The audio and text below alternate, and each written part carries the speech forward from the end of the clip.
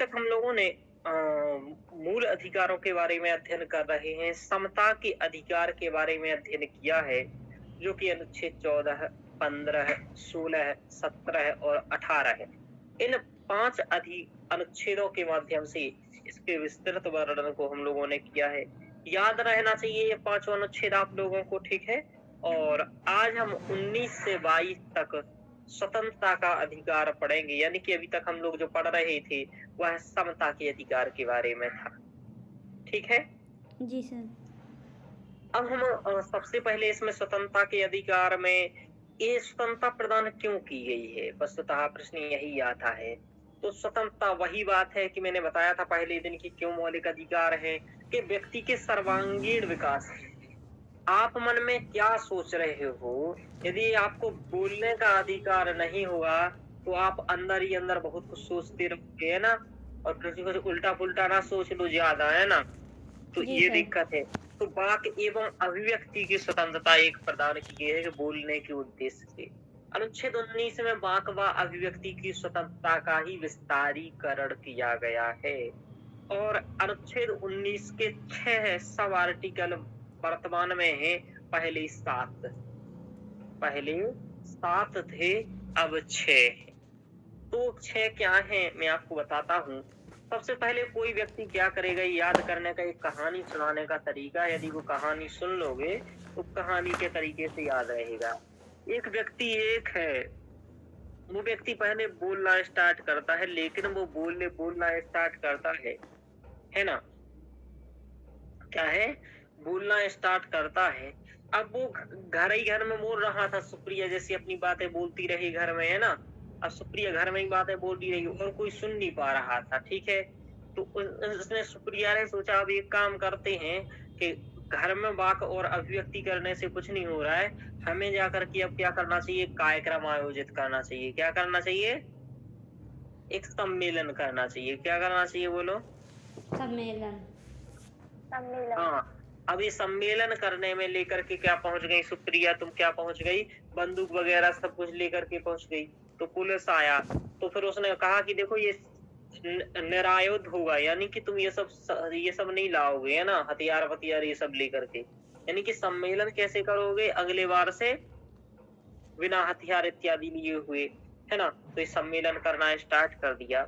जब सम्मेलन किया लोगों ने, इनकी जो इन्होंने विचार रखा था कि हम लोग क्या करेंगे, मिलजुल करके एक कार्य करेंगे, है ना? क्या कार्य करेंगे? कि रोटी बनाएँगे, है ना? मिलजुल करके कार्य करेंगे रोटी बनाने का, और वो रोटी क्या करेंगे, गरीबों को बाँटेंगे। ठीक है? ऐसा इन्होंने सम्मेलन बना दिया। तो सम्मेलन किया, तो फिर ऐसे सब लोग तैयार हो गए, तो उन्होंने कहा ठीक है, तो हम 10 लोग मिल कर के क्या बना लेते हैं, संघ बना लेते हैं। क्या बना लेते हैं बोलो? संघ बना देते हैं। हाँ, संघ बना लेते हैं। जब इन लोगों ने संघ बनाना स्टार्ट किया, अब संघ का पहले देखो इन्होंने तो अपने गाँव में ही संघ बनाया था, समझ में आ रहा है सम्मेलन करने के बाद। अब इस संघ का प्रचार-प्रसार भी तो करना पड़ेगा, तो संघ के प्रचार-प्रसार के लिए इन्होंने क्या किया कि संचरण करना स्टार्ट कर दिया। क्या किया बोलो? घूमना-फिरना, यानी कि प्रचार करेंगे, इधर-उधर जाएँगे तब तो प्रचार होगा ना संघ के बारे में। भाई हमने संघ बनाया, रोटियाँ बाँटते हैं फ्री में, तो संघचरण करना स्टार्ट कर दिया।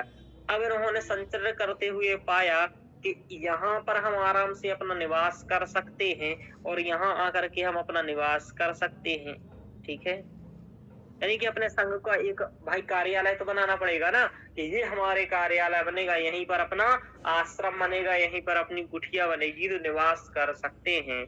फिर इन्होंने निवास करने के साथ सोचा कि चलो निवास हो गया है, अब यहीं से अपना मैं व्यापार स्टार्ट करता हूँ। क्या करता हूँ बोलो? व्यापार। व्यापार स्टार्ट करता हूँ। तो व्यापार स्टार्ट कर दिया इन्होंने वहीं। यानी कि सबसे पहले इन्होंने घर में बोलती रहती थी, घर में क्या करती रहती थी, वाक-वा अभिव्यक्ति करती रहती थी, कोई सुनता नहीं था कि घर रोटी फ्री बाँटना है। इन्होंने सम्मेलन किया, लोग संतुष्ट हो गए, इन्होंने संघ बनाया। संघ बनाने के बाद इन्होंने क्या किया, घूमना स्टार्ट कर दिया, और घूमना करने के बाद जैसे ही इन्हें अच्छा स्थान मिल गया, तो इन्होंने निवास किया वहाँ पर, और निवास करने के बाद क्या स्टार्ट कर दिया अपना व्यापार। बस ये हो गया अनुच्छेद 19 के सब आर्टिकल खत्म। तो इसको कहते हैं 19, इसको कहते हैं 19 ए में है सम्मेलन करने का अधिकार, 19 ए 19 है ना, ये हो गया 19A, ये हो गया 19B, ये हो गया 19C, ये हो गया 19D, ये हो गया 19E और ये हो गया 19AF। ठीक है, इस तरीके से एक समाप्त हो गए सब, यानी कि 19 1 2 3 4 5 और 6 याद है, ऐसे रख रहा है ट्रिपल एस एन बी, है ना, ट्रिपल एस एन बी ऐसे भी रखे, वैसे कहानी के तरीके से भी याद हो गया। 3 बार सम्मेल 3 बार सा से आएगा, बाकबा व्यक्ति की स्वतंत्रता रहेगी, यानी कि आप को बाकबा अभिव्यक्ति की स्वतंत्रता है, या आप कुछ जो कुछ बोलना चाहे बोल सकते हैं। देखो इन सब को पर कुछ कुछ रोक भी लगाई गई है, जैसे हम युक्ति युक्त निर्बंधन शब्द के नाम से प्रयोग करते हैं। रोक ऐसी कि आप बाकबा बोल तो कुछ भी सकती हो सुप्रिया, समझ में आ रहा, लेकिन ऐसा उल्टा पुल्टा नहीं बोल सकती कि जो घर वालों को दिक्कत कर दे तुम्हारे, है ना, कि घर वाले मारने झाड़ू लेकर के आ जाए, नहीं भाई सुप्रिया ने ऐसा कैसे बोला, तो उल्टा पुल्टा बोलने का अधिकार नहीं। यानी कि सार्वजनिक मंच पर खड़े होकर के आप गाली नहीं दे सकते, किसी धर्म की आलोचना नहीं करेंगे, है ना, हिंसा नहीं भड़काएंगे, देश की एकता अखंडता के विरुद्ध नहीं बोलेंगे, है ना, ऐसे काम नहीं करेंगे आप। किसी विदेशी देश से संबंध खराब हो ऐसा नहीं बोलेंगे कुछ, तो ये सभी हैं। तो यानी कि पहला ये हो गया। दूसरा, आपको शांति पूर्वक बिना हथियार के इकट्ठा होकर के सम्मेलन करने का अधिकार है। यानी कि आप देखते हो कि कई लोग आकर के इकट्ठा 20-25 लोग आ जाते हैं, सम्मेलन करते रहते हैं, वो अधिकार है, इसलिए आप भी जा करके कर सकते हो, है ना। और यहाँ तक कि आप बोर्डिंग भी लगा सकते हो, समझ में आ रहा है, पोस्टर वगैरह बना सकते हो, अपना लगा करके कर सकते हो। संघ या यूनियन यानी कि सहकारी समिति बनाने का भी अधिकार है, यानी कि आप सहकारी समिति बना सकते हो, संघ बना सकते हो। संघ कैसा, जैसे राजनीतिक संघ भी बना सकते हो आप, ठीक है ना।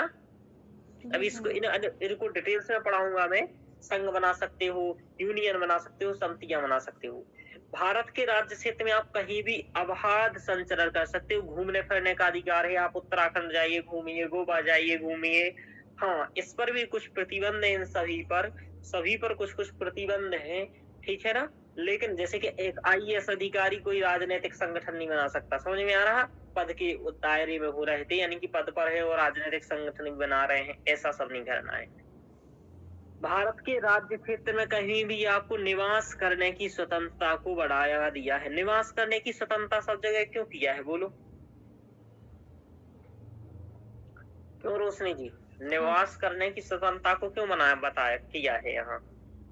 ऐसा इसलिए किया है कि हम पूरे भारत में रहें, इससे भाईचारे की भावना को बढ़ावा मिले, समझ में आ रहा जी। हाँ। और एक और था इसमें अनुच्छेद, इसका एक और था जिसमें ये वर्णन था कि संपत्ति के अर्जन धारण और निपटान करने का अधिकार, के अर्जन कर सकते हम, धारण करेंगे और निपटान करने का अधिकार था। लेकिन ये हटा दिया गया था 1978 में 44वें संविधान संशोधन के द्वारा, ठीक है ना। जी ये बात मालूम है आपको कि जी सर। 44वें संविधान संशोधन 1978 के द्वारा ऐसे हटा दिया गया था। और अभी एक जो है 19(6) कोई भी वृत्ति करने का यानी कि व्यापार या कारोबार करने का अधिकार है। तो इस तरीके से ये 6 अधिकार हैं। मैं समझता हूँ याद हो गए होंगे कहानी से और ऐसे, समझ में आया जी सर। सुप्रिया। चलिए, हाँ सर। अब देखो, तो एक बात ये मालूम चल गई कि मूल रूप से संविधान के अनुच्छेद 19 के तहत 7 मूल अधिकारों का प्रावधान था, लेकिन 44वें संविधान संशोधन 1978 द्वारा संपत्ति के अधिकार को मूल अधिकारों से जब हटा दिया गया, तो यहाँ से भी वो चला गया। यानी कि संविधान के भाग 12 में अनुच्छेद 300 का में इसे विधिक कानूनी अधिकार बना दिया गया, कैसे, संपत्ति के अधिकार को। अतः वर्तमान में अनुच्छेद 19 के केवल 6 मूल अधिकार है। ऐसा 2021 में UPSC में आ भी चुका है क्वेश्चन, तो ये ध्यान रखना है। अब देखो, अब क्या है कि उच्चतम न्यायालय ने फैसला सुनाया कि अनुच्छेद 19 और 21 के तहत मूल अधिकार को राज्य अथवा उसके उपकरणों के अलावा अन्य निजी पक्षकारों के विरुद्ध भी लागू किया जा सकता है। यानी कि राज्य के खिलाफ भी ये 19 और 21 प्राप्त है, साथ ही साथ निजी व्यक्तियों के खिलाफ भी है, यानी कि निजी व्यक्ति भी आपको नहीं रोक सकता है। समझ में आ रहा है कि आप कहीं बोल रहे हो, कुछ अभिव्यक्ति कर रहे हो, तो निजी व्यक्ति भी नहीं रोक सकता है, ध्यान रखो। जी। अब देखो हम लोग ये देखेंगे 19 का जो वाकवा अभिव्यक्ति की स्वतंत्रता है, क्या हुआ है कि देखो उच्चतम न्यायालय ने इन अधिकारों पर बहुत सारी व्याख्या की है। क्या किया है? व्याख्या। हाँ, तो इसके कारण जो ये अनुच्छेद 19 है, इसमें से कई सारे सब आर्टिकल निकल करके सामने आए हैं।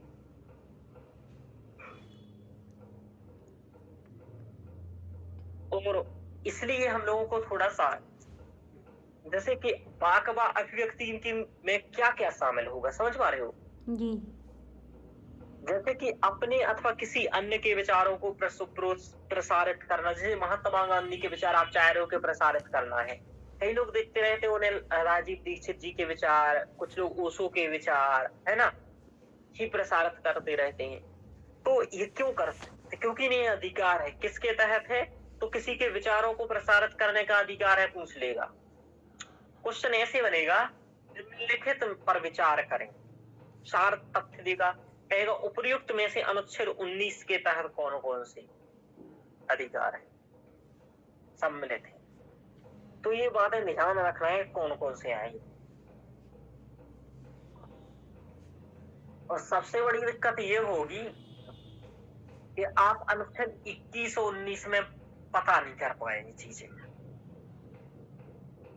तो जो मैं एक बात कहता था बार बार कि संविधान एक जीवंत दस्तावेज है, तो इन्होंने इतना जीवंत कर दिया है कि हम लोगों के लिए मुश्किल कर दिया। ठीक है, व्याख्याएं कर दी हैं बहुत सारी। तो इन्होंने कहा किसी के विचारों को प्रोत्साहन करना भी, ये उच्चतम न्यायालय ने माना कि क्या है, हाँ 19 के तहत, एक के तहत वाकवा अभिव्यक्ति की स्वतंत्रता है। ऐसे ही प्रेस की स्वतंत्रता, ठीक है ना, प्रेस की भी स्वतंत्रता है, यही आप देखते हुए ना। व्यवसायिक विज्ञापन की भी स्वतंत्रता है, यानी कि आप अपने विज्ञापन कहीं भी कर सकते हो, ऐसी दिक्कत नहीं है। हाँ, ये प्रेस में यही न्यूज़पेपर आते हैं ना सर? हाँ, आपको न्यूज़पेपर वगैरह ये सब मिलेंगे, ठीक है। जैसे आपके न्यूज चैनल है, कोई न्यूज चैनलों पर भी बैन नहीं लगाएगा, ठीक है ना, क्योंकि आप उससे न्यूज प्राप्त करते हैं। समझ में आ रहा? अब ऐसा तो जो लगाएगा विज्ञापन राज्य, होते हैं, विज्ञापन इसी की श्रेणी में आते हैं या फिर अलग रहते हैं? इसी में आते हैं व्यावसायिक विज्ञापन। जैसे कि आप व्यावसायिक विज्ञापन आपको लगवाना है, हाँ। तो वाकवा व्यक्ति की स्वतंत्रता है आपको कि आप अपना कुछ बताना चाह रहे हैं विज्ञापन के माध्यम से। समझ में आ रहा? जी। हाँ, लेकिन अभी एक तथ्य आया है सामने कि विज्ञापन तो ठीक है, लेकिन भ्रामक विज्ञापन, समझ में आ रहा? जी। और ये बहुत बढ़ गया है। एक दिन में पढ़े लक्ष्मीकांत पूरी, हाँ सर। है ना, जी सर। तो ये भ्रामक विज्ञापन है। तो इस पर कार्यवाही कुछ करने का कुछ प्रावधान आ सकता है। और आजकल बहुत ज्यादा ऐसे विज्ञापन चल रहे हैं, तो इस पर कुछ नया करेंट हो सकता है अपडेट, और ये पूछा भी जा सकता है, यानी कि मेंस में क्वेश्चन बनाया जा सकता है। समझ पा रहे हो? क्योंकि अब विज्ञापन नहीं, ये तो बहुत कुछ आ है। अब एक दिन में लक्ष्मीकांत का पढ़ के चला गया, उसने वो पढ़ लिया और पेपर नहीं हुआ उसका सोल्व, तो उसका हो गया काम। समझ में आ रहा है? जी सर। हाँ चलिए, तो फोन ट्रैपिंग के विरुद्ध अधिकार है, कोई फोन ट्रैप नहीं कर सकता है आपका, है ना, ऐसा। प्रसारित करने का अधिकार, अर्थात सरकार इलेक्ट्रॉनिक मीडिया पर एकाधिकार नहीं कर सकती है, यानी कि ऐसा नहीं कि मीडिया सरकार के अंडर में काम करी, अब कर रही है नहीं कर रही है तो आप लोग जान ही रहे हो, है ना।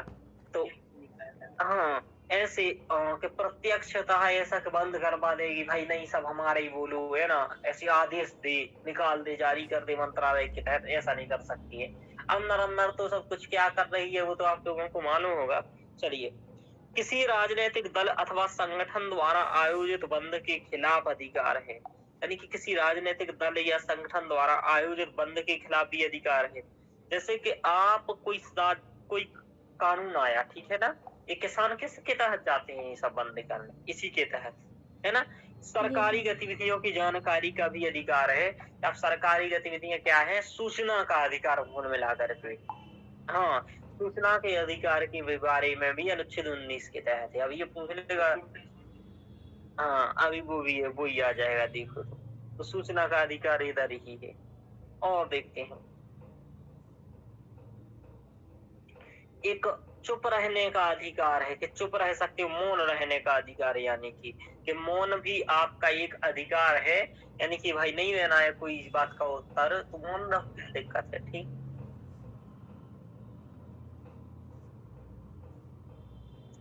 किसी अखबार पर पूर्ण प्रतिबंध के विरुद्ध, यानी कि पूर्ण प्रतिबंध नहीं लगा सकता है अखबार पर। यहाँ तक कि आप जेब लेवे भी और वहां भी अखबार मांगते हो तो ये देंगे तुम। समझ में आ रहा? जी सर। और कहना कि करंट अफेयर्स तैयार करना है ना। प्रदर्शन एवं विरोध का अधिकार है, यानी कि लेकिन हड़ताल का अधिकार नहीं है। है ना। तो प्रदर्शन एवं विरोध कर सकते हो लेकिन हड़ताल नहीं कर सकते हो। ठीक है, ध्यान रखो। राष्ट्रीय, लेकिन कुछ हड़ताल का भी अधिकार है, मैं आपको बताऊं, लेकिन वो किसी अधिनियम के तहत। समझ में आ रहा कि जो ट्रेड यूनियन वगैरह होते हैं ना, उनको कोई दिक्कत हो गया, ऐसा हो गया तो वो कर सकते हैं ऐसा सामान्यतः। हाँ, लेकिन ऐसा नहीं कर सकते हो कि तुम एकदम, है ना, जाए तुम बैठे सब बंद करवा रहे हो, ये सब। राष्ट्रीय ध्वज फहराने का अधिकार है, लेकिन आपको बस ये ध्यान रखना है क्या, प्रदर्शन करने का अधिकार है, हड़ताल का नहीं है, सीधा साधा याद रखो। राष्ट्रीय ध्वज फहराने का अधिकार अनुच्छेद किसके तहत है, ये पूछ लेगा। इसको ध्वज से जाना पड़ा है आजकल, है ना। तो राष्ट्रीय ध्वज फहराने का अधिकार कहाँ है? इसी में है, क्योंकि आप राष्ट्रीय ध्वज फहरा करके अपनी क्या अभिव्यक्त करना चाह रहे हो कि हम क्या है, राष्ट्रभक्त है, देशभक्त है ना। जैसे भगवा फहरा करके क्या करते हो कि हम ही कट्टर हिंदू हैं। हाँ, चलिए। तो निर्वाचन लड़ने वाले उम्मीदवार की पृष्ठभूमि भी जानने का मताधिकार है, इसलिए ये भी किया गया है, आदेश दिया है कि जो निर्वाचन लड़ रहा है उसका अपने पोर्टल पर पहले डालो कि इसके क्या क्या कांड रहे। समझ में आ रहा कितना FIR है, क्या कैसा है? तो लोग डालते तो हैं, लेकिन हम लोग इतने अनपढ़ हैं कि हम लोग वो समझ नहीं पाते। समझ पा रहे हो? और हम वो जाकर के पोर्टल देखते हैं। प्राथमिक शिक्षा के स्तर पर शिक्षा का माध्यम चुनने का अधिकार है हमारा। हम कौन सा माध्यम चुनना चाहते हैं। तो प्राथमिक शिक्षा में अपना माध्यम चुनने का अधिकार है। लैंगिक पहचान व्यक्त करने का अधिकार है ना, कि हमारी लैंगिक पहचान क्या है, यानी कि कौन हो आप। उत्तर देने का अधिकार है, यानी कि आलोचना, उत्तर देने का अधिकार है, यानी कि आप आलोचना कर सकते हो सरकार की। ठीक है ना। उत्तर देने का अधिकार है, यानी कि आलोचना भी कर सकते हो। देखो, चुप रहने का अधिकार भी है तो उत्तर देने का भी अधिकार है। इंटरनेट, सोशल मीडिया पर जानकारी, वीडियो पोस्ट करने का अधिकार है, यानी कि आप खूब स्टेटस डालो। स्टेटस किस अनुच्छेद के तहत डाल रहे हो आप बताओ? अनुच्छेद 19। हाँ, एक के तहत डालो खूब, कोई दिक्कत नहीं है। फिल्म निर्माताओं को अपनी फिल्में प्रदर्शित करने का अधिकार है ने, और ये क्वेश्चन फिल्मों से आ चुका है इसमें, ध्यान रखिएगा। तो फिल्म करने का भी अधिकार है। इंटरनेट तक पहुंच का अधिकार है, यानी कि इंटरनेट के माध्यम से सूचना पहुंचाने का अधिकार है कहीं।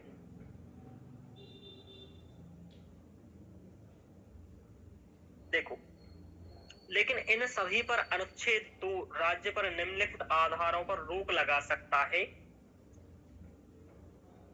यानी कि रोक लगा सकते हैं। यहाँ कैसे लगा सकते हैं कि यदि विदेशी राज्यों के साथ मैत्रीपूर्ण संबंध, यानी कि इसे पहले संविधान संशोधन 1951 में जोड़ा गया कि कोई व्यक्ति ऐसे भाषण नहीं देगा, ऐसे कार्य नहीं करेगा कि दूसरे देश के साथ भारत के संबंध खराब हो। जैसे कि हम लोग कई देशों के विरुद्ध ऐसे बोलते हैं, रूस हुआ, है ना, उसके नागरिकों के खिलाफ उल्टे सीधे शब्दों का प्रयोग करते हैं हम लोग।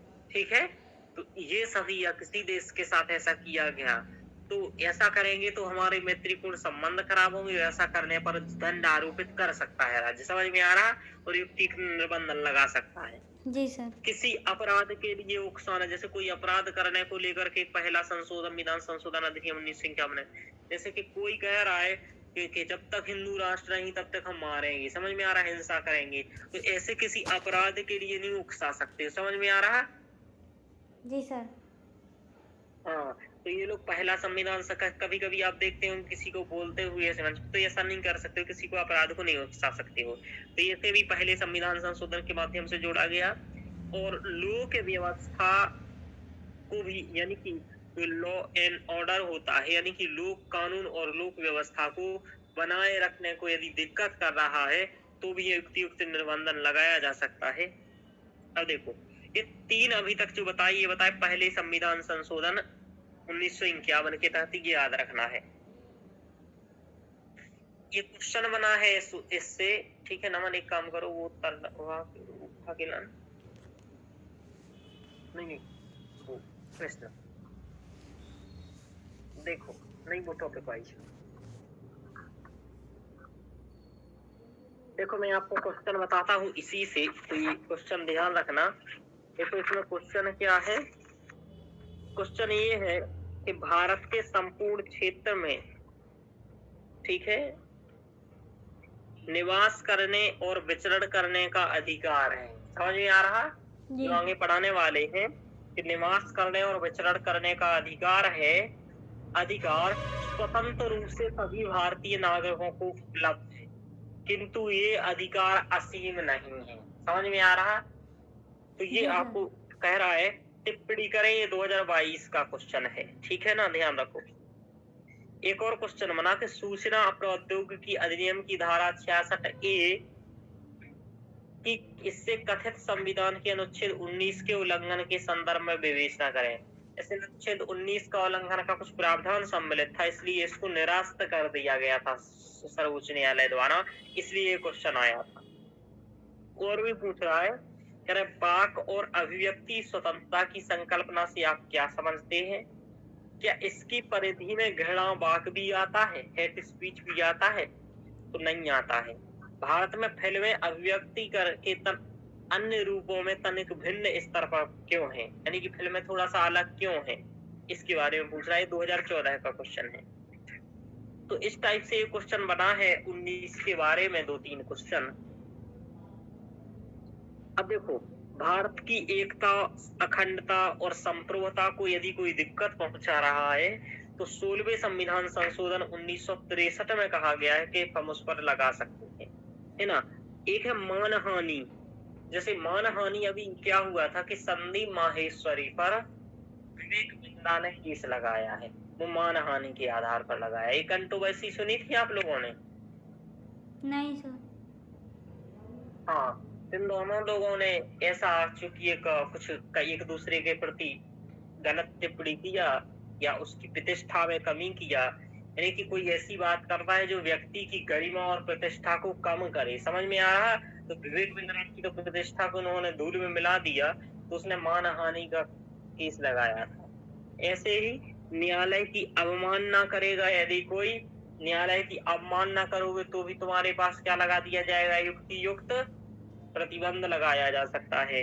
राज्य की सुरक्षा, शालीनता और नैतिकता, यानी कि राज्य की सुरक्षा के उस संदर्भ में, शालीनता और नैतिकता के संदर्भ में, यानी कि नैतिकता का उल्लंघन हो रहा हो, राज्य की सुरक्षा दिक्कत में आ रही हो, तो आप पर प्रतिबंध लगाया जा सकता है। समझ में आ रहा?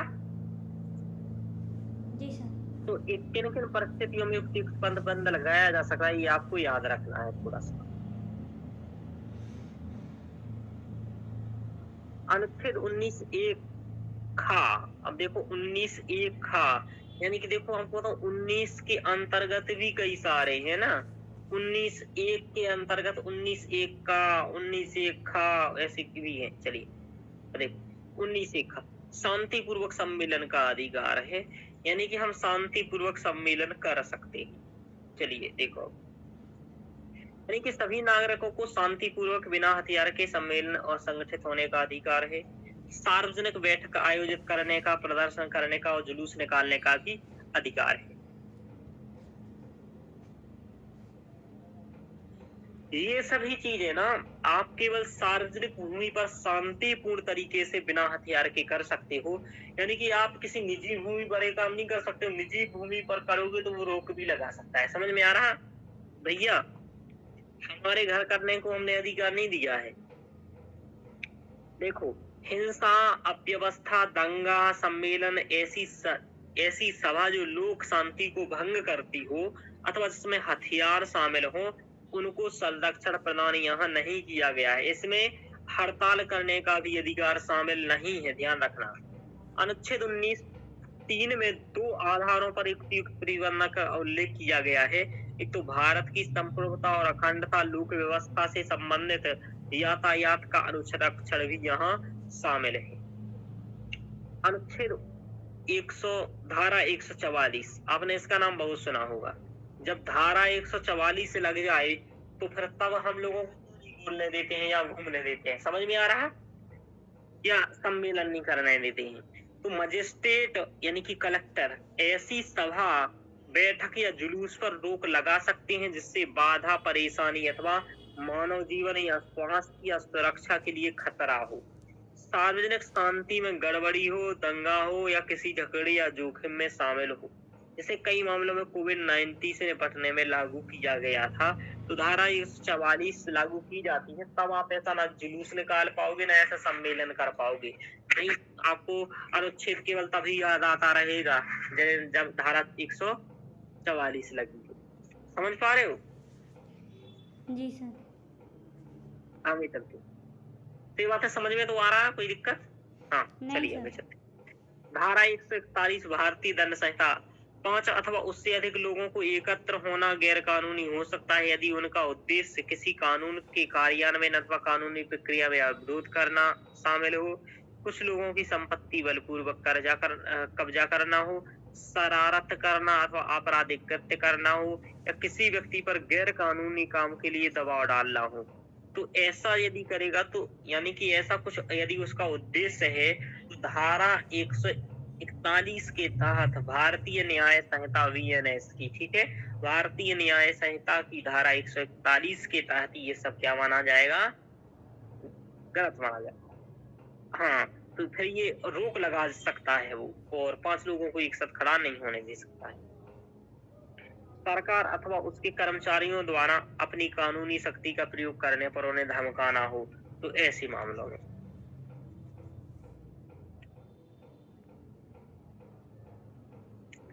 देख रहे हो, बहुत बड़ा अनुच्छेद है इस प्रकार। अब देखो, संघ बनाने का अधिकार सभी को है, ठीक है ना? तो अब है संघ बनाने का अधिकार। ये सब मैं आपको बता चुका था, शॉर्ट में डिटेल्स में पढ़ा रहा हूँ। सभी नागरिकों को संघ, यूनियन, सहकारी समिति गठित करने का अधिकार है। गठन का जैसे राजनीतिक दल आप बना सकते हो, अपनी कंपनी बना सकते हो, साझा फर्म बना सकते हो, समितियां बना सकते हो, क्लब बना सकते हो, संगठन बना सकते हो, व्यापार संगठन बना सकते हो, अथवा लोगों का कोई निकाय बना सकते हो। जैसे आपके सर ने मान लो कोचिंग खोल लिया, समझ में आ रहा? तो आप कोचिंग खोल सकते हो, ठीक है, समझ में आ रहा? आप दुकान खोल सकते हो, आप कुछ भी कर सकते हो। ऐसा किसी संघ अथवा यूनियन को बनाने अथवा उसमें शामिल ना होने का कोई नकारात्मक अधिकार नहीं है, अधिकार शामिल नहीं, ठीक है। अनुच्छेद 19(4) पर भी युक्त प्रतिबंध है, यानी कि भारत की संप्रभुता, भारत की अखंडता, लोक व्यवस्था और नैतिकता का यदि उल्लंघन होता है तो आप पर रोक लगाई जा सकती है। संघ की मान्यता प्राप्त करने का अधिकार मूल अधिकार नहीं है, कि संघ को मान्यता मिल जाए उसका अधिकार मूल अधिकार नहीं है, संघ बनाने का अधिकार मूल अधिकार। उच्चतम न्यायालय ने कहा कि सर्वोच्च संगठन यानी कि ट्रेड यूनियन के पास प्रभावी सौदेबाजी की कोई गारंटी शुदा अधिकार नहीं है, हड़ताल करने का कोई अधिकार नहीं है, इसे समुचित औद्योगिक कानून द्वारा नियंत्रित किया जा सकता है, तालाबंदी घोषित करने का अधिकार नहीं है, हड़ताल करने का अधिकार नहीं है, तालाबंदी करने का अधिकार नहीं है, ध्यान रखो। अनुच्छेद 19(घ) में जिसमें लिखा हुआ है कि अबाध रूप से संचरण करना, इसी के बारे में क्वेश्चन आया था कि प्रत्येक नागरिक को घूमने का अधिकार है, कहीं भी घूमो, आप संचरण करो।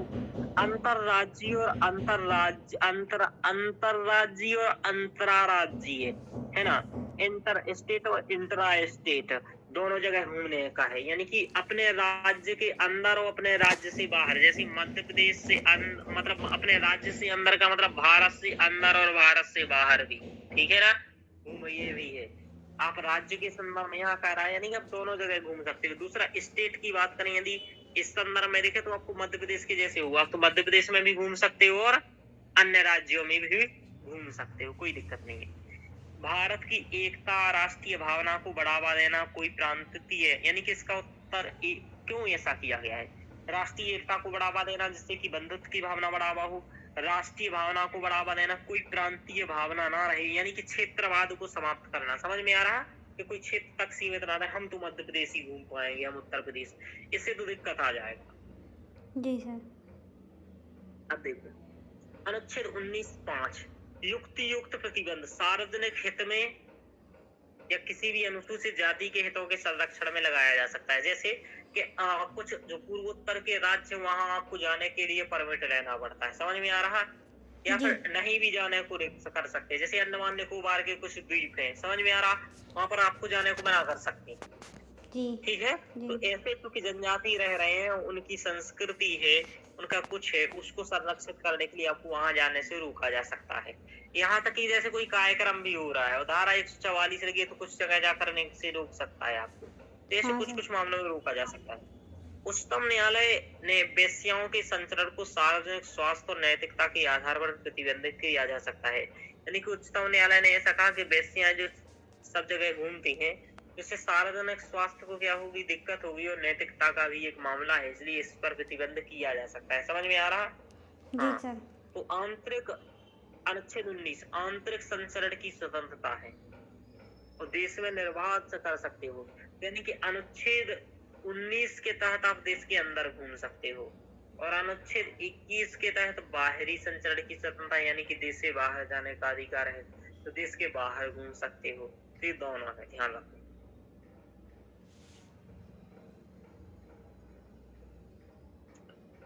अब देखेंगे हम लोग निवास करने की स्वतंत्रता कि ये अनुच्छेद 1(6)(5) के अंतर्गत है।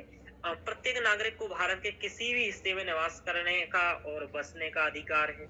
आप कहीं भी रहो, मध्य प्रदेश में, उत्तर प्रदेश में, ठीक है, समझ में आ रहा? जी सर। या पश्चिम बंगाल में अस्थायी रूप से रहने अथवा स्थायी रूप से किसी भी स्थान पर निवास करने का, यानी कि अस्थायी रहो, स्थायी रहो, जैसा रहना वैसा रहो।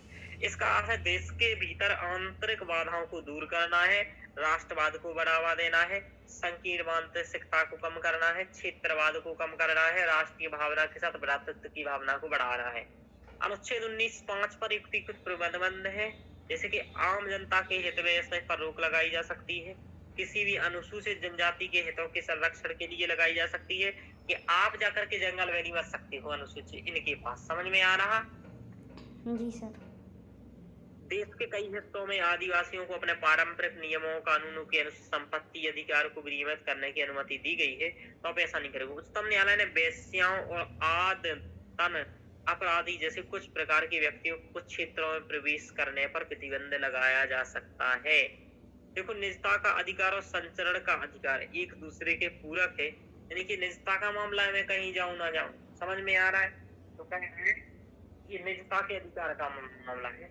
एक बात बताता हूँ, हर अधिकार निजता के अंतर्गत आ जा सकता है, यदि चाहो तो आ जाएगा। कि नहीं, मैं बोलूं ना बोलूं, हमारा निजता है ना, मैं जाऊं ना जाऊं, ये व्यापार करूं ना करूं, हर चीज में आ जाएगा, ये ध्यान रखना। यानी कि इसका तो व्यापक बहुत, निजता मतलब क्या नहीं, सब कुछ। कल मैंने इस परसों पोस्ट डाली थी, है ना, वो मैंने निजता के ही खिलाफ डाली थी कि नहीं डाली थी, मालूम है आप लोगों ने देखा था? चलो, तो मैंने इसी के खिलाफ डाली थी। चलिए, अनुच्छेद 1 यानी कि व्यवसाय आदि की स्वतंत्रता है। सभी नागरिकों को किसी भी व्यवसाय को करने, पेशा अपनाने, व्यापार या व्यवसाय करने का अधिकार दिया गया है। बहुत व्यापक है यह अधिकार, बहुत व्यापक है, यानी कि व्यवसाय करने का, क्योंकि इसमें व्यक्ति की आजीविका अर्जित करने के सभी साधन है। यानी कि आप ठेला लगा सकते हो, लगा लो, कोई दिक्कत नहीं है। अनुच्छेद 19(6) राज्य सार्वजनिक हित में इसके प्रयोग पर युक्तिगत प्रतिबंध लगा सकता है। इसके अतिरिक्त राज्य को यह अधिकार है कि वह किसी पेशे, व्यापार अथवा व्यवसाय के पेशेगत तकनीकी योग्यता को जरूरी ठहरा सकता है। समझ में आ रहा? समझ पा रहे हो? जैसे व्यवसाय करने का अधिकार है, तो फिर जी। आपको मेडिकल की दवाई बेचो, तो मेडिकल की दवाई बेचने के लिए आपको, है ना, कुछ डिग्री करना है, ठीक है, बी फार्मा, ये सब फार्मा वगैरह दुनिया भर के कुछ, तो ऐसा कुछ करना पड़ेगा, तभी आप कुछ कर पाओगे, यानी कि कुछ योग्यता निर्धारित कर सकता है। ऐसे ही किसी व्यापार या व्यवसाय, उद्योग या सेवा को पूर्ण अथवा आंशिक रूप से स्वयं जारी रख सकता है। उन्हें नागरिकों के लिए वर्जित भी कर सकता है, इनमें ये नहीं आएगी। राज्य को अपने एकाधिकार को उचित ठहराने की आवश्यकता नहीं है कि हमने ऐसा क्यों किया। समझ में आ रहा? चलिए, इसमें शामिल नहीं है किसी ऐसे पेशे अथवा व्यवसाय अथवा व्यापार अथवा उद्योग को जारी रखने का अधिकार जो अनैतिक अथवा खतरनाक है। तो अब अनैतिक और खतरनाक को जारी नहीं रख सकते हो, राज्य उन्हें पूरी तरह से प्रतिबंधित कर सकता है। जैसे आपसे बोलो हमें तो भाई गांजा बेचने का अधिकार है और लेकर के पुड़िया बेचने लगो। समझ में आ रहा? ड्रग्स लेकर के घूम रहे हो, भैया 100 रुपए का एक व्यापार करने का अधिकार, 19(6) अधिकार के साथ चिल्लाने लगो। तो ऐसा नहीं चलेगा। समझ में आ रहा है? ये सब आपको नहीं है, यानी कि इन्हें अथवा लाइसेंस के माध्यम से विनियमित कर सकता है। जैसे लाइसेंस मिलता है, जैसे कि आपने सगोना देखा हो, ठीक है, सगोना की खेती के लिए भी लाइसेंस लेता है व्यक्ति। यानी कुछ कुछ खेतियां भी ऐसी हैं जिनके लिए आपको लाइसेंस लेना पड़ता है। चलिए, हाँ,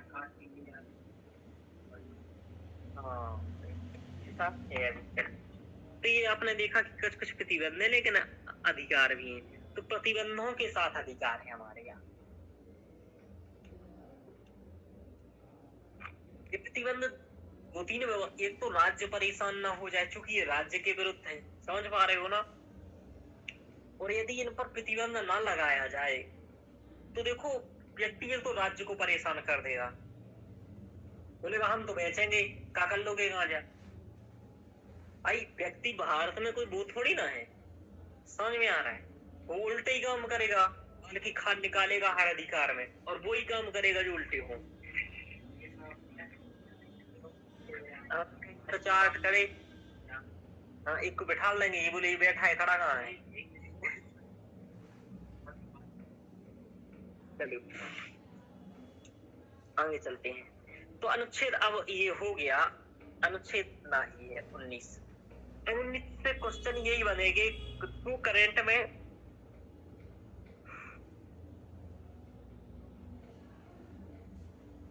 जो करंट में चर्चा में रहेंगे वही इससे बनेंगे, और ये आपको मैगजीन में आते रहेंगे। एक क्वेश्चन यही बनेगा कि अनुच्छेद 19 का महत्व क्या है। समझ पा रहे हो? जी। तो मानव के विकास के दृष्टि से ये अत्यंत महत्वपूर्ण है। क्या है? विकास की दृष्टि से महत्वपूर्ण, विकास के दृष्टिकोण से बहुत महत्वपूर्ण है, और उसकी आजीविका के लिए वह महत्वपूर्ण है, यानी कि उसे आर्थिक रूप से सशक्त करता है। जैसे संघ बनाने का अधिकार है, राजनीतिक संघ बनाने का अधिकार है, संघ बना सकता है, विचारों को अभिव्यक्त कर सकता है, सृजन नवाचार कर सकता है इसके तहत। तो ये जो है आप अपने तरीके से बना सकते हो, इसके महत्व है ना, सृजन नवाचार करने में महत्वपूर्ण अभिव्यक्ति ही होती है। समझ में आ रहा? अपना नवाचार कर सकता है, व्यापार करके आजीविका कर सकता है, आर्थिक रूप से सशक्त हो सकता है, तो कि अंततः जीडीपी को ही बढ़ावा देगा। तो इस तरीके से है। तो ये इसके महत्व है। व्यक्ति का सर्वांगीण विकास होगा, हर क्षेत्र में होगा, सामाजिक, आर्थिक, राजनीतिक, हर क्षेत्र। अब क्या है, इस पर युक्त निर्बंधन क्यों लगाए गए हैं, इसके पीछे तर्क क्या है? तो आपकी यही बात हर बात मतलब ये पूछेगा हर प्रत्येक में कि क्या प्रतिबंध लगाए गए हैं, किस आधार पर। कहोगे कि एकता और अखंडता बाधित ना हो, इसके आधार पर। देश की संप्रभुता सुरक्षित रहे, इसलिए दूसरे लोगों के अधिकारों को संरक्षण मिल सके, राज्य को संरक्षण मिल सके, राज्य की नैतिकता स्थापित बनी रहे, ठीक है ना, नैतिकता के मूल्य बने रहे, सार्वजनिक मूल्य बने रहे। आपको तो पॉइंट 50 बनाना है, ठीक है? समझ में आ रहा? ऐसे 8-10 पॉइंट ये लिखना है आपको कि इस आधार पर प्रतिबंध लगाया जाता है, क्योंकि जरूरी दूसरे के अधिकार का संरक्षण हो, तभी तो हमारे अधिकारों का संरक्षण होगा। समझ में आ रहा? तो इतना समझ में आया रोशनी जी? जी सर। हाँ, तो अनुच्छेद 19 में इतना ही पढ़ना है। अब हम लोग पढ़े, इसमें कुछ केसेस भी हैं लिखने को, तो आप लिखने के लिए, लेकिन कोई वो नहीं है। जैसे कि बंगाल क्रिकेट संघ बनाम दूरदर्शन वाद, इसमें कहा था कि खेल संबंधी गतिविधियों में भाग लेना अथवा नहीं लेना है, ये हमारी अभिव्यक्ति की आजादी है। ठीक है ना? ऐसे ही टाटा येलो पेज बनाम MTWL केस में भी यही बात कहा कि हमें सुप्रीम कोर्ट ने कहा कि हमें चाहे तो बैनर, होर्डिंग, पोस्टर इत्यादि लगाने के माध्यम से भी अपनी बातों का प्रसारण कर सकते हैं। जैसे हम लगाते हैं पोस्टर। समझ में आ रहा है ये सब। मेनका गांधी बनाम यूनियन ऑफ इंडिया बाद में सुप्रीम कोर्ट ने कहा कि भारत की राज्य की भौगोलिक सीमा किसी प्राप्त उसकी वाक व व्यक्ति की आजादी से संबंधित मौलिक अधिकारों को संकुचित नहीं कर सकती। यानी कि अगर आप भारत से बाहर भी हो तब भी आपकी अभिव्यक्ति की आजादी बनी रहेगी। समझ में आ रहा? यानी कि आपको ऐसा नहीं कि भारत से बाहर चले जाएंगे तो नहीं बनी रहेगी, ध्यान रखो। ठीक है। एक बात और सबसे बड़ी बात है कि अनुच्छेद 19 केवल भारतीय नागरिकों को, ये बात तो मालूम ही है। जी। हाँ, तो ये है। अब 20 अनुच्छेद 20 हम लोगों को पढ़ना है, ये सभी के लिए है और इसके बारे में हम लोग पढ़ते हैं, ध्यान रखो।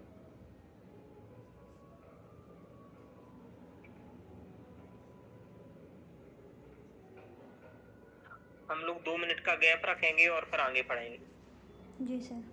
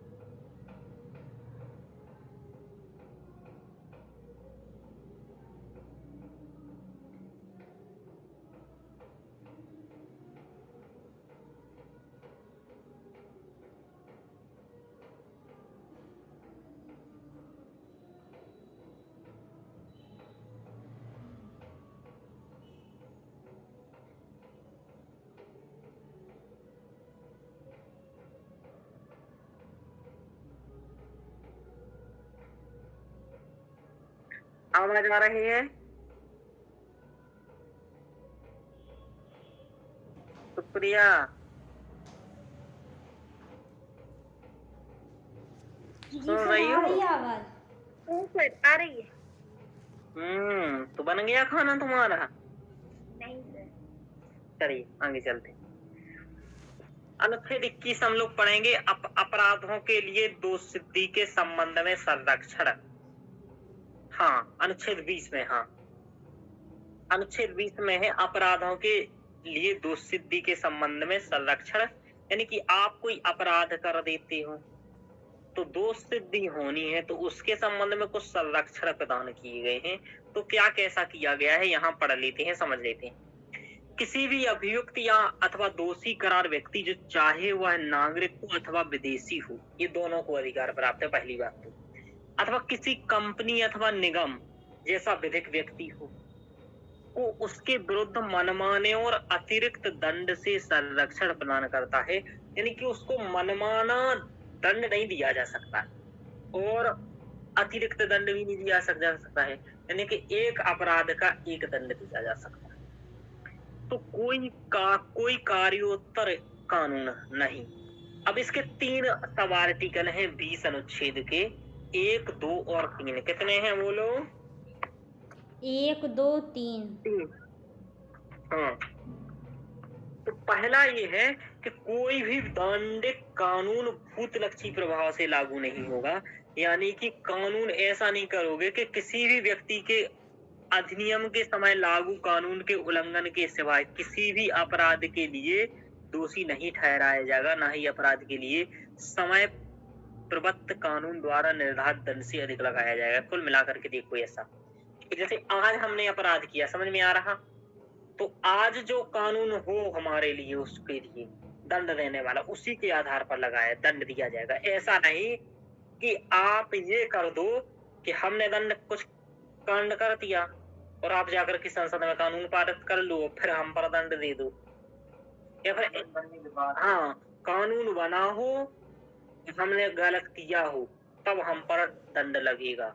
यदि हमने गलत किया है और कानून नहीं बना है तो फिर से कानून बना करके ऐसा हमें नहीं लगा सकते। दूसरा ये कि आप ऐसा भी नहीं कर सकते हो कोई ऐसा कानून बना दो कि यदि अब कोई भी किसी भी प्रकार का उल्लंघन करेगा तो हम उसे आगे कानून बना करके दंड देंगे, ऐसा कोई कानून बना दो। तो ऐसा भी कानून नहीं बना सकते हो। समझ पा रहे हो ना रोशनी जी? हाँ, सर ऐसा रहता है ना, जो कानून अपराध के समय उस अपराध के लिए जो कानून है करते समय वही रहेगा, उसी कानून के तहत उसे दंड मिलेगा। हाँ वही। चूंकि क्या है कि ये भी दिमाग में आ जा सकता है ना सर, आता है संसद की, ऐसा भी कानून बना सकते हैं कि भाई अनुच्छेद 19 के तहत कोई यदि कोई अपराध करता है तो उसको हम दंड एक संसद अपना कानून बना करके भविष्य में दे सकती है। तो ऐसा शामिल कर देगा तो वो तो कहेगा ये तो देखो पहले भी शामिल किए थे हम। समझ में आ रहा? तो ऐसा कुछ नहीं हो सकता है। दूसरा, दोहरी क्षति नहीं, यानी कि नो डबल, है ना, क्या लिखा है, जियो फ्रेडी, है ना। तो यानी कि किसी भी व्यक्ति पर एक ही अपराध के लिए एक ही दंड दिया जा सकता है, 2 नहीं दिए जा सकते। तो कुछ लोग ये ना मत सोचना हो कभी कि किसी व्यक्ति को क्या किया जाता है कि एक तो सजा भी दी जाती है, जैसे 2 साल की सजा दे दिया और साथ में 10,000 का जुर्माना भी दे दिया, तो ये दोहरा दंड है। तो ये दोहरा दंड नहीं कहलाएगा, ये एक ही दंड कहलाएगा। समझ में आ रहा? जी सर। हाँ, तो ये बात है। तो ये हो गया दूसरा। तीसरा क्या है? किसी व्यक्ति को खुद के विरुद्ध गवाह नहीं माना जाएगा न्यायालय में। जैसे नमन, तुमने हत्या किया है, ये तुम स्वयं कहोगे तो नहीं माना जाएगा। समझ में आ रहा? ऐसा क्यों किया गया होगा? बोलो ना। कोई दबाव में कह रहे हैं बोलने की। तो इसलिए दवाओं में कोई ना कहवा दे भैया, वहां जाकर के ही कहना मैंने मारा, वरना क्या करेगा, मारेगा कोई दूसरा हो, कहेगा कोई दूसरा। समझ में आ रहा? लेकिन इसके कुछ अपवाद हैं जिसके तहत केजरीवाल अंदर है। PMLA कानून क्या है बोलो? PMLA कानून prevention money of laundering money laundering act. Act. इसके तहत जो होता है वो अपना, यानी कि वो यदि कह दे कि हाँ मैंने गलत भ्रष्टाचार किया है, मैंने मनी लॉन्ड्रिंग वाला काम किया है, ये सब, तो ये यहाँ माना जाएगा। ठीक है, इसमें बेल भी आसानी से नहीं मिले।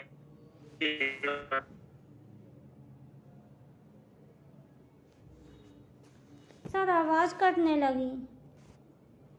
अभी भी आवाज कट रही है?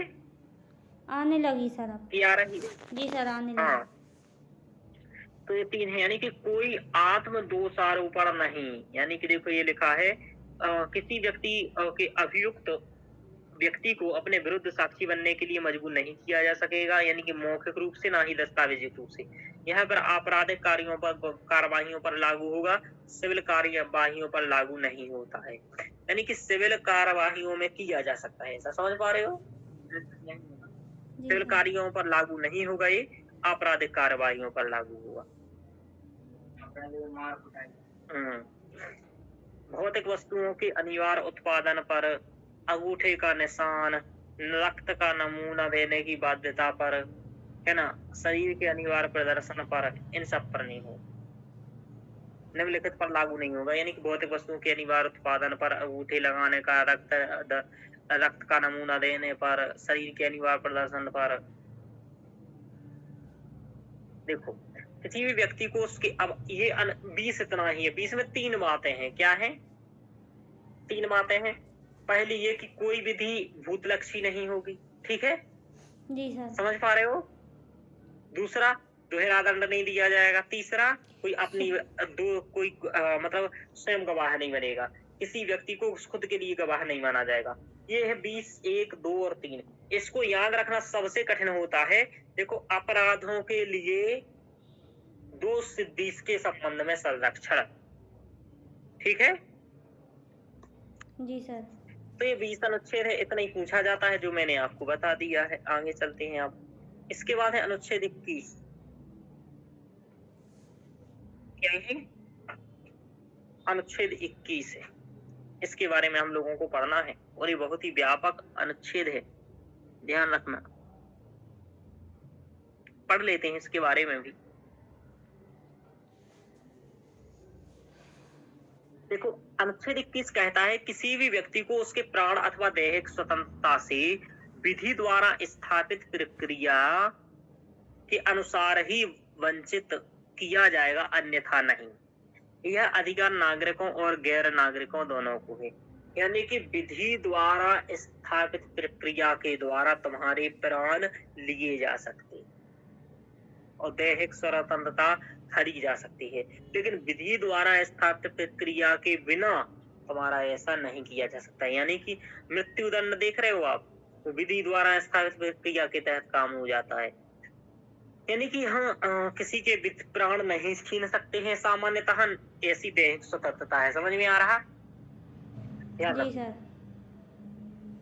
अब 2 बातें ये बहुत इंपॉर्टेंट हैं कि ये विधि द्वारा स्थापित प्रक्रिया हमने किस देश से लिया है, ये पूछा गया है, यूपीएससी में पूछा जाएगा। ये लिया है हमने जापान से। कहाँ से लिया है? जापान से। हाँ, अब देखो इसमें क्या होता है, अब 2 शब्द आते हैं, विधि की स्थापित प्रक्रिया और विधि की उचित प्रक्रिया। क्या आता है बोलो? विधि की स्थापित प्रक्रिया और विधि की उचित प्रक्रिया, इन दोनों में अंतर है।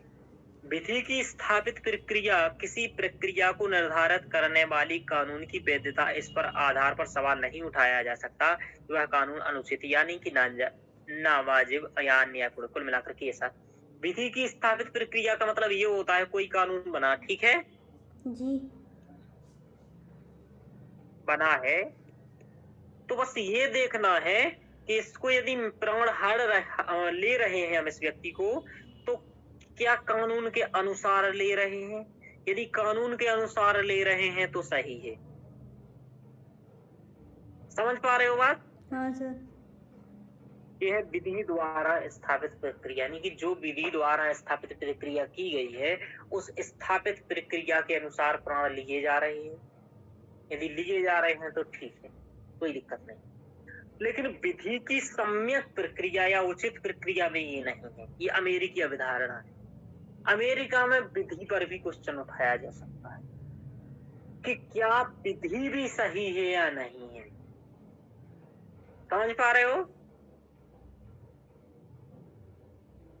यानी कि कोई कानून बनाया, जी। तो कानून बनाया कि एक पैर पर खड़ा होगा व्यक्ति, नहीं होगा तो मोदी जी उसको फांसी पर चढ़ा दें। ये कानून बनाया, बहुमत है, पूर्णतः पास भी हो गया। तो न्यायालय क्या करे? भारत के अनुसार केवल देखता रहे कि जो पैर पर खड़ा नहीं होगा उसको दे दो फांसी। तो ये तो गलत है। तो पहले शुरुआत में एके गोपालनवाद में ऐसी ही व्याख्या भारत के न्यायालय में क्वेश्चन गया कि हमारे यहाँ जो ग्रहण किया गया है वो क्या है? विधि द्वारा स्थापित प्रक्रिया है या विधि द्वारा उचित प्रक्रिया है? तो हमारे यहाँ एके गोपालनवाद में कहा था कि हमारा विधि की स्थापित प्रक्रिया है और संसद इसमें बदलाव कर, मतलब संसद का जो कार्य कानून होगा वो अब बदलाव कर सकती है, वही कानून इसमें लागू रहेगा, ऐसा इसने कहा। लेकिन क्या हुआ, तो दूसरा वाद आया। तो एक गोपालनवाद कब आया होगा समझिए? वो जब न्यायपालिका कमजोर होगी 1950 में। दूसरा केस आए कब आएगा बोलो? जब बेटी होगी, यानी कि इंदिरा गांधी जी, मेनका गांधी बाद 1978 में आया न्यायालय को। और 1978 में आया, यहाँ न्यायालय ने बोला कि विधि की स्थापित प्रक्रिया में ही विधि की विधिवत प्रक्रिया शामिल है। थोड़ा दूसरा शब्द बोला भारतीय न्यायपालिका ने, लेकिन बोला अमेरिका के पास ही। तो यानी कि अमेरिकी वाला बोला कि हमें यहाँ ये भी देख लेंगे कि जो विधि बनाई गई है वो सही मनसा से बनाई गई है कि नहीं बनाई गई है, सही बनाई गई है कि नहीं बनाई गई है। समझ पा रहे हो ना? जी सर। तो ये देखेंगे, यानी कि इसलिए मेनका गांधी वाद सबसे ज्यादा फेमस वाद है। इसमें कहा गया कि विधि की स्थापित प्रक्रिया ही विधि की विधिवत प्रक्रिया में निहित है और इसलिए हम विधि के मनसा पर, उसकी नैतिकता पर प्रश्न उठा सकते हैं। समझ में आ रहा? और इसलिए ये पूछा गया था, कानून निष्पक्ष और उचित रूप से बनाया गया है। यानी कि एक सिद्धांत जो न केवल यह जांचता है कि कोई कानून किसी व्यक्ति को प्राणोदैहिक स्वतंत्रता से वंचित नहीं करता, बल्कि यह सुनिश्चित भी करता है कि कानून निष्पक्ष बनाया गया था, उचित रूप से बनाया गया था। समझ में आ रहा सर? यानी कि हाँ, और भी तो जैसे न्यायिक पुनरावलोकन है, मूल ढांचे के अंतर्गत कुछ चीज़ें आती हैं। मूल ढांचा जो समय समय पर न्यायालय बताता है, तो वो चीज़ यहाँ पर लागू नहीं हो रही है क्या? क्या लागू नहीं हो रही है? मतलब इस अनुच्छेद 21 में। तो फिर ये विधि द्वारा मतलब मनसा सही है अथवा नहीं है, ये नैतिक है अथवा नहीं है, ये कैसे मतलब? देखो वो तो सब लागू हो ही रहा है। समझ में आ रहा? हाँ ये स्पेशल अनुच्छेद है, समझ में आ रहा? जी। तो इसमें स्पेशल संरक्षण प्रदान करना पड़ेगा। यानी कि देखो संसद इस संदर्भ में कुछ कानून बना दे, ऐसा समझ में आ रहा? जी। तो उस कानून के लिए स्पष्ट रहे कि उस कानून की मंशा सही रहे। तो यही अनुच्छेद तो मूल ढांचे के निर्माण में सहायता करते हैं। समझ में आ रहा? जैसे आप कहोगे अनुच्छेद 13 की क्या जरूरत है, 32 की क्या जरूरत है। समझ पा रहे हो ना? हाँ। तो मनसा सर, तो ये जो मनसा शब्द आ रहा है, ये अन्य संशोधनों में मतलब अन्य चीजों में नहीं आता है क्या? कैसे अन्य चीजों में? अन्य अनुच्छेदों में और किसी पार्ट में बदलाव करती है संसद संविधान संशोधन द्वारा, तो वहाँ पर मनसा नहीं आएगी? मनसा नहीं आती है वहां, फिर मनसा का ऐसा नहीं आ पाता, मतलब सामान्यतः फिर मनसा नहीं देख पाता है व्यक्ति, क्योंकि और मतलब न्यायालय फिर वहां बुनियादी ढांचा देखेगा। समझ में आ रहा? तो बुनियादी ढांचे के अंतर्गत बात है। तो ठीक है, कोई दिक्कत नहीं है। अब जैसे ये वाली बात है कि चुनाव मतलब कुछ चल रहा है और हम ऐसा भी तो करते हैं कि जैसे हमने ये किया, एक कानून बनाया, नागरिकता वाला बनाया था। जी। नागरिकता वाले में हमने क्या किया कि मुस्लिम समुदाय को नहीं आने दिया भारत में, हाँ। यही कहा ना। जी। उसमें दिक्कत ये होगी कि कुछ लोग 2014 तक जो आ गए थे उन अवैध रूप से, जी। उन्हें नागरिकता मिल गया, लेकिन जी। कुछ लोग आ गए थे उन्हें नहीं मिला। जी। एक ही काम करने का एक के साथ भेदभाव हो गया, एक के साथ भेदभाव नहीं हुआ। नहीं हुआ, ठीक है। हाँ। तो ये एक के साथ भेदभाव हो गया, एक के साथ नहीं हुआ। इस कानून में तुम्हें सीधे तौर पर सरकार की मंशा दिखाई दे रही है, क्या दिखाई दे रही है मंशा? नहीं बुलाना है और इनको बुलाना है। क्या सर? न्यायालय को भी समझ में आ रहा है। हाँ। अनुच्छेद 19 में सब मतलब नागरिकता वाले में सबको मनसा दिखाई दे रही है हाँ। कि मुस्लिम के साथ भेदभावकारी कानून है ये हाँ। मतलब इसमें 1% भी गलती नहीं है। अब ये बात कहना गलत है कि वहां वो प्रताड़ित नहीं है, ये तुम कैसे जान लोगे कि वहां वो प्रताड़ित नहीं है? समझ पा रहे हो? है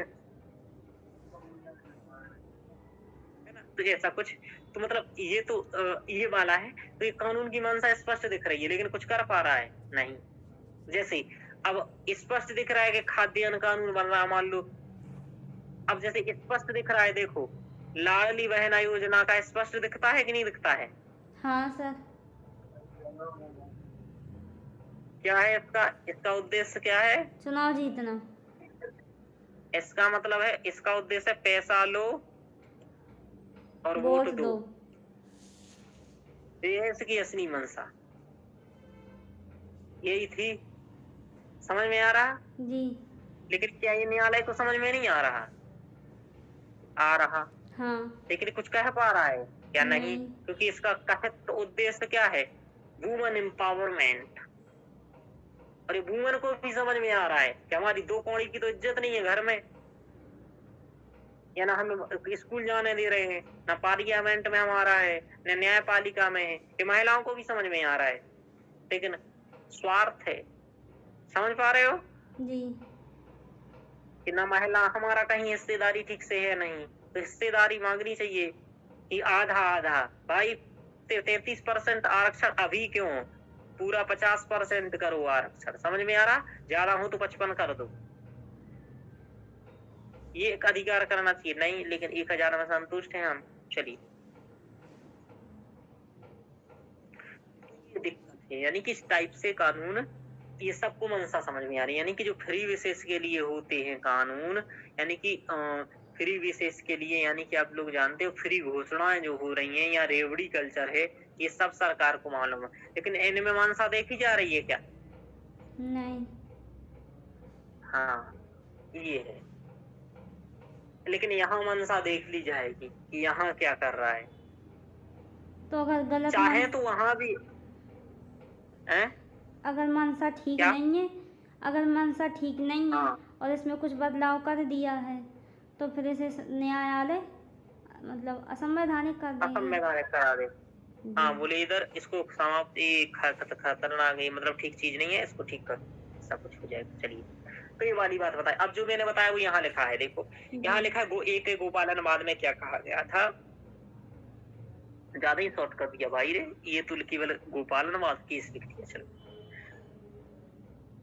अनुच्छेद 21 के तहत संरक्षण मनमानी कार्यवाही के खिलाफ उपलब्ध है, न कि मनमानी विधायी कार्यवाही के खिलाफ। समझ में आ रहा? यानी कि मनमानी विधायी कार्यवाही कर सकता था।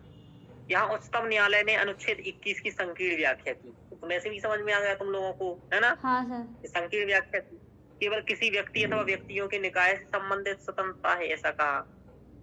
मेनका गांधी बाद में कहा, विधि की उचित प्रक्रिया पेश की।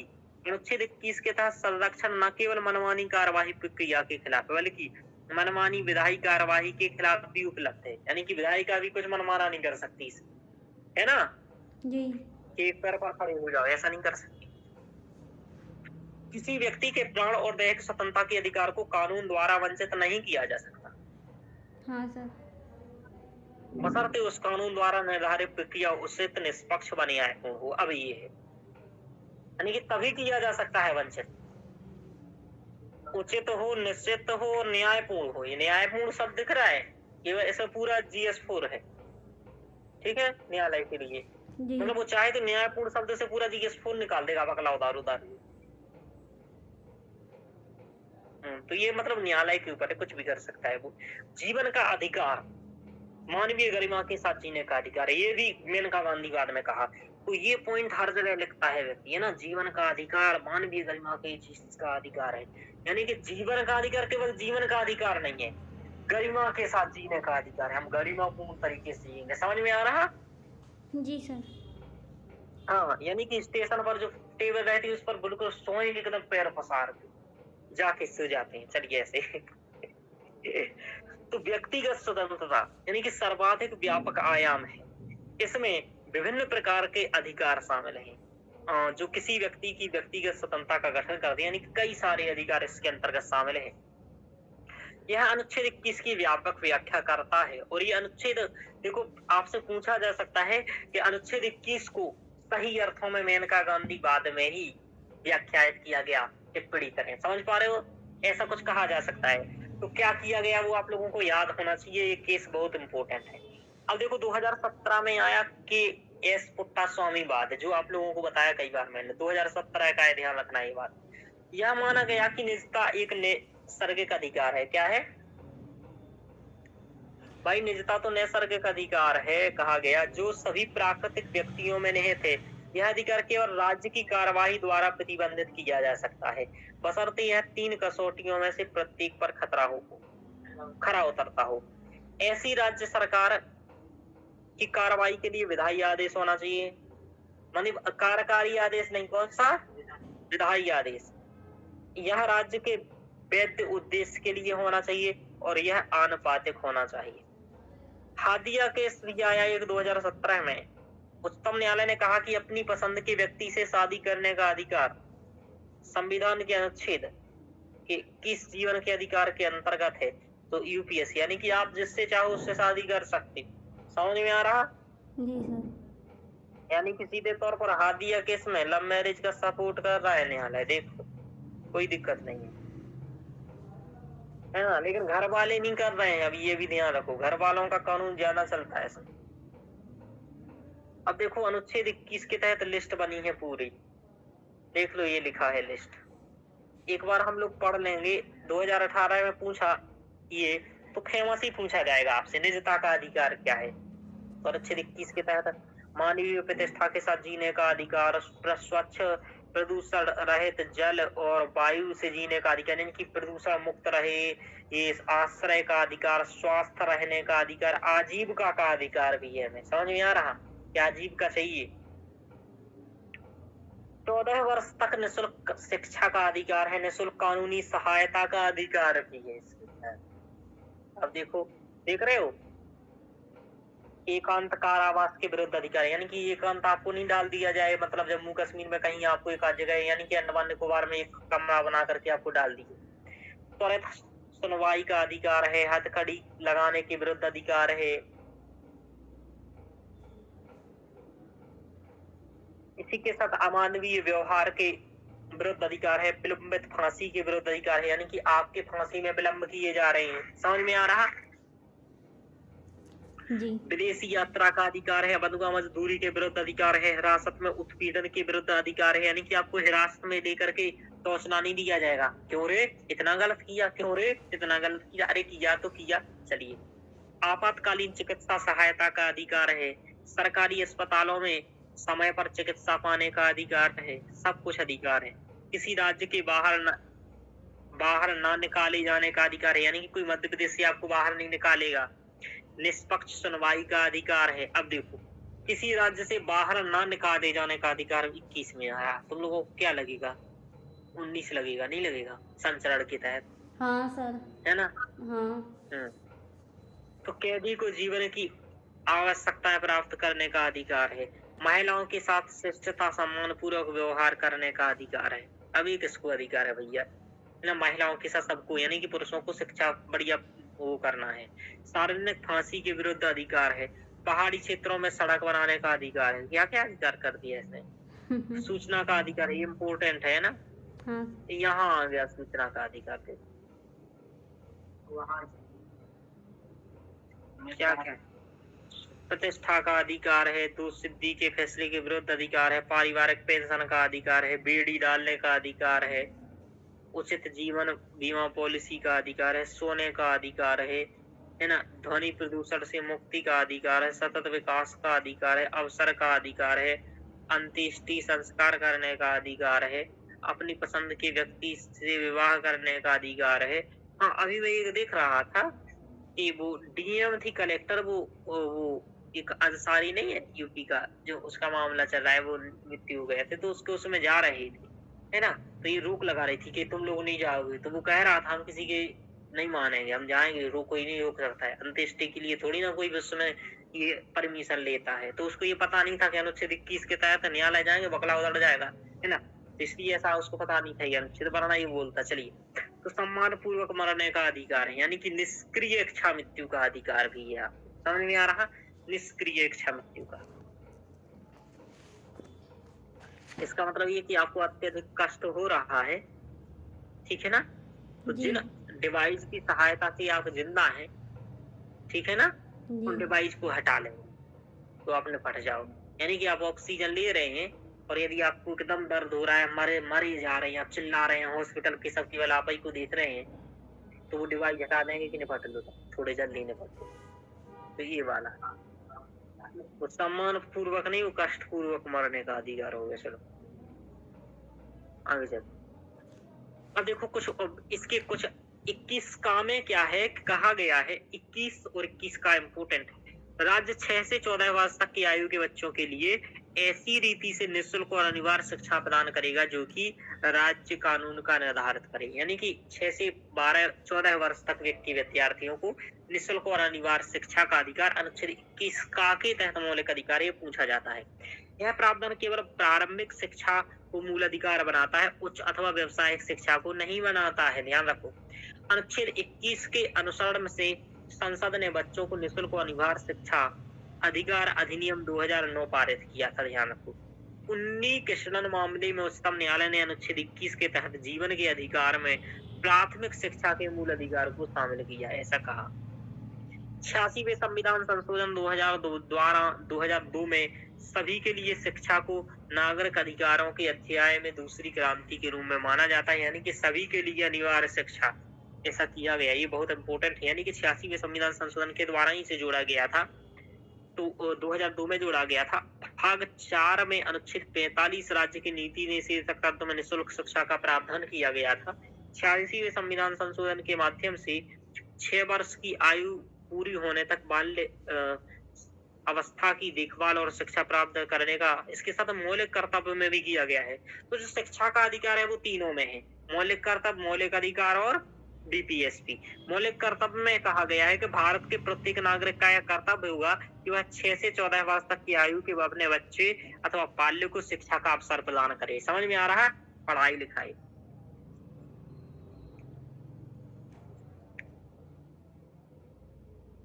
ये हम लोगों ने देखा कि ये हमारा क्या है, अनुच्छेद 21 है।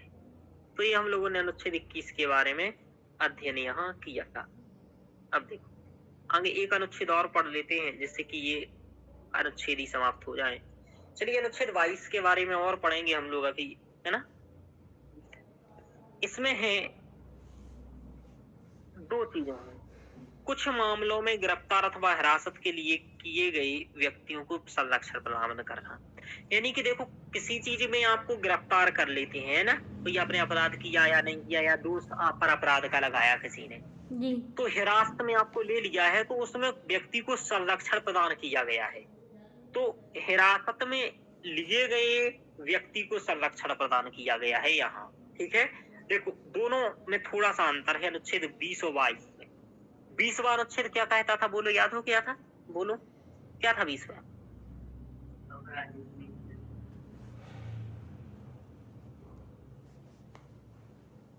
बोलो सर, उसका सब आर्टिकल याद हो गया, वो नहीं हुआ सर। हाँ, वो ही नहीं हो रहा, वो जीवन में नहीं होता है किसी को यार, तो आपको करना है वो लाइन।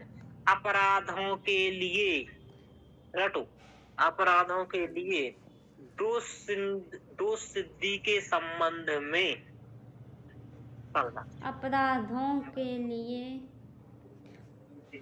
दो सिद्धि के हाँ, कि दो संबंध। सिद्धि, तीन संरक्षण है। पहला भविष्यलक्षी विधि, दूसरा एक दंड का मतलब एक अपराध का एक दंड, और तीसरा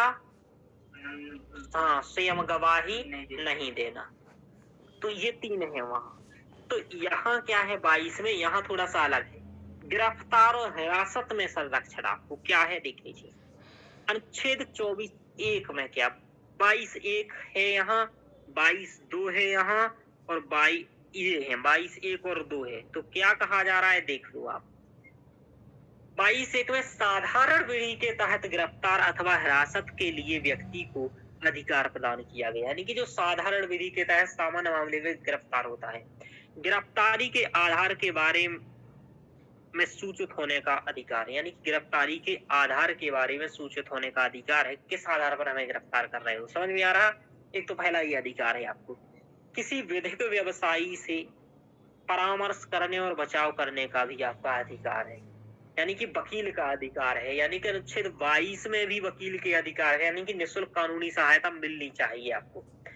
24 घंटे के भीतर यात्रा के समय को छोड़ करके मजिस्ट्रेट के समक्ष पेश होने का अधिकार है आपको, ठीक है। 24 घंटे के बाद रिहा करने का अधिकार है, जब तक कि मजिस्ट्रेट आगे की हिरासत को अनधिकृत ना कर दी। यानी कि यदि मजिस्ट्रेट कहे कि इसे आगे रखो तब तो रखो, वरना उसको छोड़ दो, क्योंकि उसने अभी कोई गलत कांड किया है ऐसा सिद्ध नहीं हुआ है।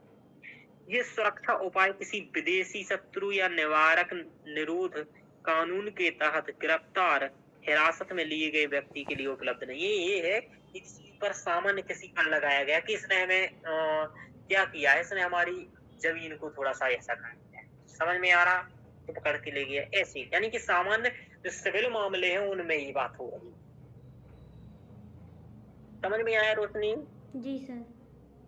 अब 22 देखो, निवारक निरोधक कानून के तहत गिरफ्तार या हिरासत में लिए गए व्यक्ति को सुरक्षा प्रदान करता है, यानी नागरिकों और विदेशियों दोनों के लिए ये उपलब्ध है। किसी व्यक्ति की हिरासत 3 महीने से अधिक नहीं हो सकती किसी भी कीमत, जब तक कि सलाहकार बोर्ड विस्तारित हिरासत के लिए पर्याप्त कारण नहीं बताता है। यानी कि यदि सलाहकार बोर्ड विस्तारित कारक बताता है तब तो हो सकता है, यानी कि बोर्ड में उच्च न्यायालय के न्यायाधीश शामिल होंगे। तो यदि ऐसा बताता है उच्च न्यायालय के न्यायाधीश वगैरह जो इसमें शामिल है कि भाई इसे जरूरी ज्यादा दिन तक रखना है, जैसे कोई आतंकवादी पकड़ा गया, समझ पा रहे हो जी उसने हाँ कोई सर। आतंकवादी पकड़ा गया तो उसे तो 3 महीने में छोड़ दोगे तो उसका गुस्सा ही भरा रहेगा, समझ में आया। हाँ तो उसको सर। हम 2 साल रखेंगे जब तक उसके इंद्रियां क्या ना पड़ जाए, शिथिल ना पड़ जाए, है ना। तो ऐसा हाँ, तो अनुच्छेद 22 संसद को उन परिस्थितियों और मामलों की श्रेणियां निर्धारित करने के लिए भी अधिकृत करता है जिनमें किसी व्यक्ति को सलाहकार बोर्ड की राय प्राप्त किए बिना निवारक निरोध कानून के तहत 3 महीने से अधिक तक समय तक हिरासत में रखा जा सकता है। यानी कि संसद कानून बना सकता है, वो परिस्थितियां निर्धारित कर सकता है। यह अनुच्छेद अधिकतम अवधि या अनुच्छेद अधिकतम अवधि जिसके लिए किसी व्यक्ति को निवारक निरोध कानून के तहत हिरासत में रखा जा सकता है, सलाहकार बोर्ड द्वारा अपनाई जाने वाली प्रक्रिया को भी निर्धारित करने के लिए संसद को अधिकृत करता है। कुल मिलाकर के ये समझ लो आप लोग। देखो 3 महीने का मामला है, ठीक है, 3 महीने तक रखा जाएगा। जैसे मैं सीधी सादी बात बता देता हूँ, कोई व्यक्ति पकड़ा गया, ठीक है रोशनी जी, जी आपराधिक या तो उसने आपराधिक मामला किया हो जी या फिर कोई आतंकवादी टाइप का व्यक्ति हो। जी। अब इसको 3 महीने तक तो सामान्य रूप से रख ही लेंगे, समझ में आ रहा। हाँ अब यदि 3 महीने से आगे रखना है तो हमें एक वो सलाहकार बोर्ड बनाना पड़ेगा, ठीक है जी। अब इस सलाहकार बोर्ड में कुछ न्यायाधीश वगैरह शामिल होंगे और वो निर्णय लेंगे, ठीक है, कि इसको कितने दिन तक और रखना है। यदि वो निर्णय लेते हैं इसको 1 साल तक रखना है तो फिर इसे 1 साल तक और रख लिया जाएगा, समझ में आ रहा। जी। लेकिन जो ये सलाहकार बोर्ड है इससे संबंधित कुछ कानून बनाने हैं तो संसद को बनाने का अधिकार है। निवारक निरोध के संबंध में भी कानून बना है, तो संसद को अधिकार है कि वो कानून बना सकता है। समझ में आ रहा? जी। तो ये सब हो गया, आगे चलते हैं। अनुच्छेद तो ये हो गया। संसद के पास अनन्य अधिकार है रक्षा, विदेशी मामले, भारत की सुरक्षा से जुड़े मामलों के निवारक निरोध कानून बनाने के लिए। यानी कि देखो, रक्षा, विदेश मामले या भारत की सुरक्षा से जुड़े हुए जो मामले हैं, इन संबंध में सरकार के पास क्या है? कानून बनाने का अधिकार है। शक्ति है। और इसी भारत की सुरक्षा की दृष्टि से, क्योंकि जो पीएमएलए कानून बनाया गया था, वो क्या हो रहा था, जो म्यांमार इत्यादि देश है, यहाँ से ड्रग्स का सप्लाई है ना, हाँ ड्रग्स सर। वगैरह आ रही थी, तो ड्रग्स इत्यादि को रोकने के लिए ये पीएमएलए कानून लाया गया था। ठीक है। धीरे धीरे उसमें संसद को शक्तियां बहुत मिल गई, संसद ने उसमें और कानून जोड़ दिए, और धीरे धीरे ऐसे जोड़ करके अब देखो काका क्या क्या उसका उपयोग हो रहा है ना? चलिए। हाँ सर। तो संसद और राज्य विधानमंडल, यानी चूंकि कानून बनाने का अधिकार है ना, संसद और राज्य विधानमंडल दोनों राज्य की सुरक्षा, लोक व्यवस्था बनाए रखने के लिए, समुदाय की आवश्यकता और आपूर्ति के लिए, सेवाओं के लिए निवारक निरोध कानून के साथ साथ बना सकते हैं। यानी कि ये बना सकते हैं दोनों, राज्य और केंद्र दोनों। दुनिया के किसी भी लोकतांत्रिक देश ने निवारक निरोध कानून को संविधान का अभिन्न अंग नहीं बनाया, जैसा कि भारत में किया गया। तो ये भारत की इकलौती विशेषता है, क्योंकि ऐसा इसलिए ऐसा नहीं बनाया है, भारत में ही ऐसा है कि निवारक निरोध कानून को संविधान का अंग बनाया है हम लोगों ने। समझ में आ रहा? जी। चलिए, तो ये हम लोगों ने क्या देखा? ये अनुच्छेद हम लोगों ने 22 देखा, और आज हम लोगों ने स्वतंत्रता के अधिकार के बारे में पढ़ा। 4 अधिकार थे यहाँ। देखो, इसमें अनुच्छेद 21 से भी क्वेश्चन बने हैं। क्वेश्चन ये बना है कि निजता के अधिकार पर उच्चतम न्यायालय के नवीनतम निर्णय के आलोक में मौलिक अधिकारों के विस्तार का परीक्षण कीजिए। तो देखो, ये निजता का अधिकार यहाँ लिखा आया है, मैंने आपको पढ़ाया है। कहाँ गया वो निजता का अधिकार?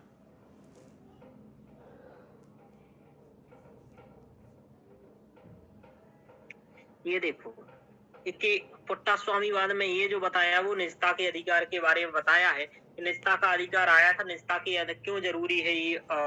चूंकि व्यक्ति को जीवन जीना है। समझ में आ रहा? और जीवन में निजता उसके कई मायनों में लाभ करती है, जैसे कि डेटा सुरक्षा की बात हुआ, उसकी निजता की बात हुआ, पर्सनल डेटा का बात हुआ। जैसे आधार कार्ड के संदर्भ में ये मुद्दा उठाया गया था कि आधार कार्ड का सभी तो आप यानी कि लोक कल्याणकारी राज्य लेने के लिए राज्य ने आधार कार्ड अनिवार्य की बात कही थी, तो निजी व्यक्ति आधार कार्ड नहीं मान सकता है। दूसरा तो निजता का मुद्दा आता है। निजता से आपको धमकाया जा सकता है, आपकी कुछ ऐसे किए जा सकते हैं, ब्लैकमेल किया जा सकता है। इन सभी को रोकने के लिए किया गया है। ये अनुच्छेद 21 में एक सकारात्मक बदलाव है और व्यक्ति के सर्वांगीण विकास में अत्यंत महत्वपूर्ण है, इसलिए ये जोड़ा गया था। ठीक है जी सर। एक और पूछा क्वेश्चन, सुन लो यहाँ, कि क्या स्वच्छ पर्यावरण के अधिकार में दिवाली के दौरान पटाखे जलाने के विधिक विनिमयन भी शामिल है? ठीक है। इस पर भारतीय संविधान के अनुच्छेद 21 के और इस संबंध में शीर्ष न्यायालय के निर्णयों के प्रकाश में चर्चा कीजिए कि स्वच्छ पर्यावरण का अधिकार और पटाखा जलाना क्या कैसा इसके संबंध में मुद्दा है।